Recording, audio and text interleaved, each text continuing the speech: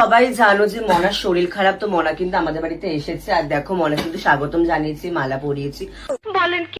সবাই জানো মানেটা কি? কই আমারে তো জানাসনি।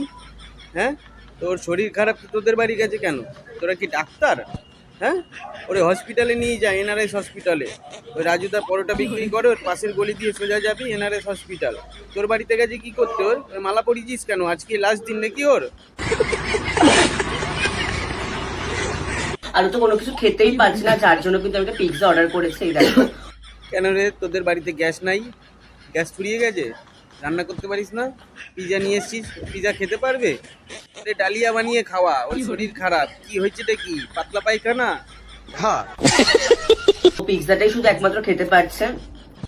দে দে দে, ঠান্ডা হয়ে গেলে আর চিবাতে পারবে না। আর তুই ওর থেকে দূরে সরে বস, আবার চেন ফেন খুলে চুরি করে নিয়ে নেবে, তখন আবার ওর নামে উল্টোপাল্টা বলবি তুই।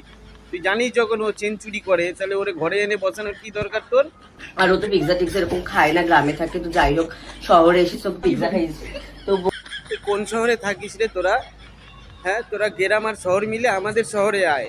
তোদের কেলানি ফেলানি তো কেউ দেয় না। আমাকে শহরে আয়, আমরা ভালো করে আচ্ছা মতো কেলা মানে তোমাদের। বোন তুই খুব তাড়াতাড়ি সুস্থ হয়ে যা, ঠাকুরের কাছে এটাই প্রার্থনা করি, কষ্ট পাস না। ওর কিচ্ছু হয়নি, ওর নাটক। তুই মনে হয় গলার চেনটা খুলে অন্য জায়গায় রাখছিস, ও নিতে পারছে না, তার জন্য কান্নাকাটি করছে। চেনটা এরকম বের করে রাখ, তাহলে ও খুলে নিতে পারবে, দেখবি একদম সুস্থ হয়ে যাবে। বলেন কি?